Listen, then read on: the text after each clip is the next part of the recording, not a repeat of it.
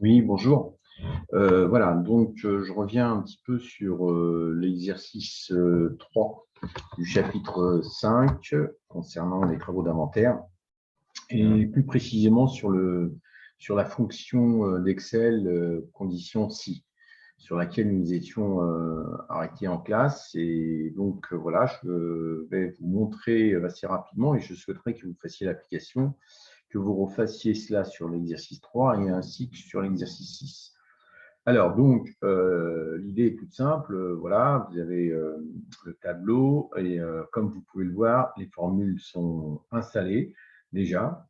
Elles sont ici. Mais je vais les refaire tout simplement pour que vous voyez un petit peu la démarche. Alors, l'idée, c'est d'abord de comprendre un petit peu la dotation, la reprise, pourquoi une dotation, pourquoi une reprise. D'accord? Ça, c'est un élément important, très important pour pouvoir ensuite comprendre eh bien, la formulation de la condition, la fonction condition si. Donc, une dotation, c'est une dotation à partir du moment où la dépréciation n est supérieure à la dépréciation de n-1. Et une reprise, ce sera l'inverse. D'accord? Donc, il faut absolument deux formules, une formule pour la dotation et une formule pour la reprise. Ça, c'est un élément important.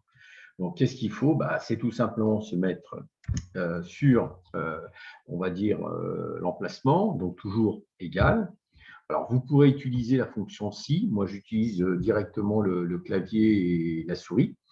Plus précisément la souris, hein, je fais le déplacement avec la souris. Donc, je pose aussi, bien sûr, les éléments. Donc, j'appuie sur si, je tape si, SI, donc je l'ai, il me le propose. SI, OK, je sélectionne. Voilà, je clique bien dessus. Il m'ouvre la parenthèse. Et là, je sais que c'est G8, ici présent. Voilà, donc il est en train de, qui doit être supérieur à H8. Donc H8, et alors qu'est-ce que je fais? Je prends au niveau de mon clavier la petite flèche et puis les prompts. On a supérieur et inférieur. Je mets la flèche, hop, j'appuie dessus, je mets un doigt et j'appuie sur prompt. J'ai supérieur. Supérieur à quoi? Supérieur à H8. Voilà. Ensuite, je tape point virgule. Voilà.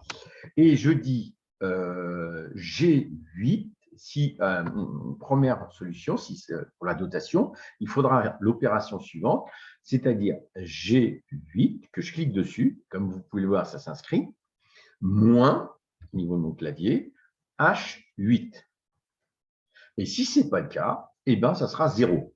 On mettra 0. Donc, point virgule, et je tape 0. Et je ferme la parenthèse et je fais entrer. Et là, pardon, il me met la formule. Voilà, j'ai donc la formule pour la dotation. Maintenant, je passe pour la formule pour la reprise. Alors, je fais la même chose, même formule, mais ça ne sera pas les mêmes emplacements. Donc, je fais égal. Voilà. Je dis, là, cette fois-ci, il faudrait que ça soit, pour que ça ne soit pas un résultat négatif, que ça soit un résultat positif pour la reprise, il faut que je parte dans le sens inverse. Donc, je dis H8, voilà, voilà, non, excusez-moi. OK, alors je vais remettre, voilà, égal, et là je tape si, voilà, très bien, je clique dessus, donc il s'est mis sur H8, parfait, H8, donc prompt, ma flèche vers le haut, juste en dessous de majuscule, hop, et j'appuie dessus et sur le prompt, voilà, supérieur à G8, donc G8 qui est là, voilà, point virgule, et j'aurai donc H8 moins G8. Voilà. Si ce n'est pas le cas, point virgule, eh bien, ça sera 0. Et je fais entrer.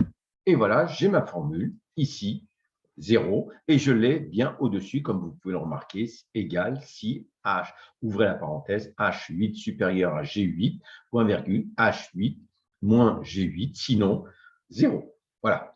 Donc, j'ai terminé pour la première ligne mes formules. Maintenant, je n'ai plus qu'à recopier, c'est tout. Je ne vais pas en refaire à chaque fois. Donc, il faut que ma petite souris, mon petit pointeur de ma souris se transforme en toute petite croix noire. Hop, et je descends. Terminé. Donc, il me recopie la fonction, mais adaptée bien sûr aux lignes.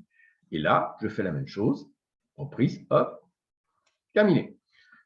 Pour vous démontrer que la formule est bonne, eh bien, je reprends mon énoncé, hein, et j'ai dans mon cas ici Gruet 800, je passe directement, hein, je vous épargne créance, TTC, etc. Ça, c'est du gâteau, hein, il n'y a pas de difficulté particulière.